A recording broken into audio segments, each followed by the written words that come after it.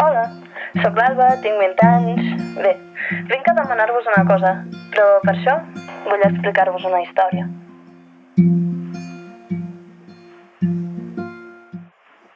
Hi havia una vegada un país molt llunyà que anomenaven Brasil.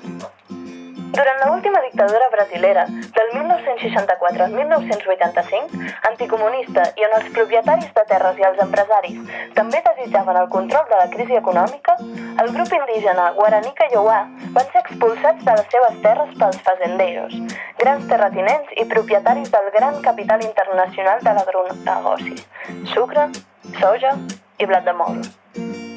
La democràcia s'instaura el 1985 i a poc amb els anys, els indígenes Guaraní Kaiowá diuen bé, ja ha passat la repressió i l'amagar-nos com rates i viure com el cul per poder sobreviure. Tornem cap a casa, no? I així, feliços, agafen les coses i tornen cap a casa. Però no tot és tan fàcil. Els fazenderos no són estúpids. Saben que s'han apropiat d'uns terrenys físics que ara ja els han tastat seus i abans que res els donaran diners per viure, com deia el deixador, de puta madre. Però i què fem? Aquests primitius de carnaval ens amenaçaran amb llances. Doncs portem pistoles.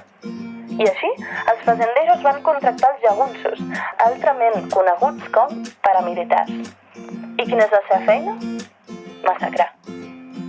Massacrar. Massacrar.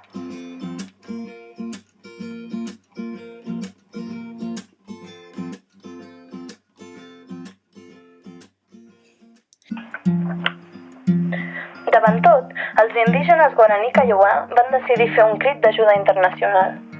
Però són petits, molt petits, que no vol dir dèbils, i el seu crit només anava arribant a grupets petits de persones que feien el que podien.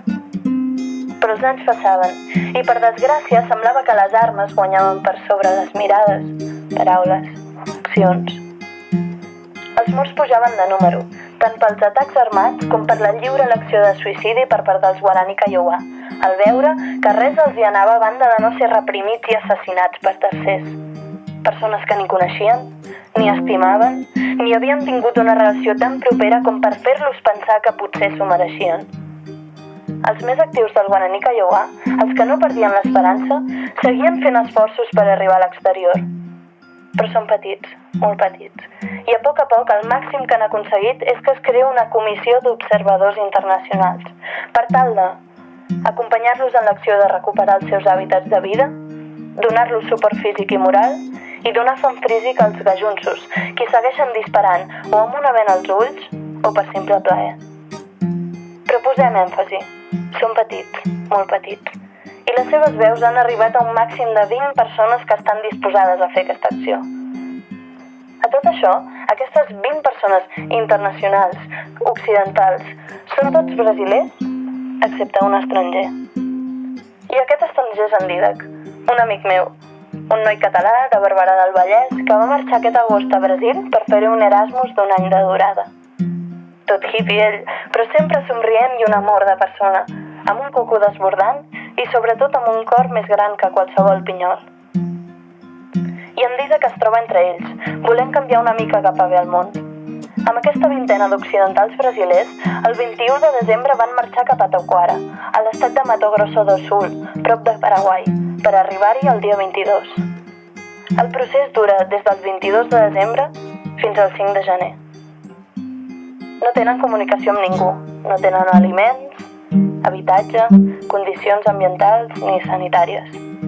I, evidentment, ni llum, ni internet, ni mòbil, ni WhatsApp.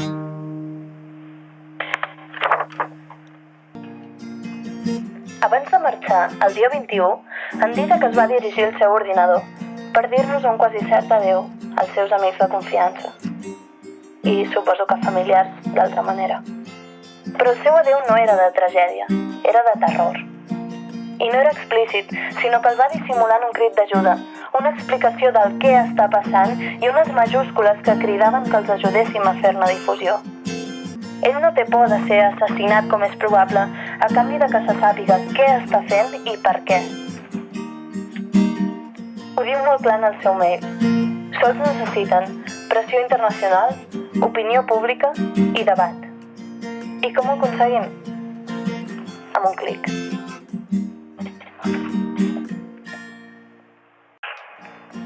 A vegades no tenim consciència del que passa a l'altra banda del món. Restem aquí, el que coneixem com casa nostra, amb les llumetes, sopars i somriures i regals pel voltant.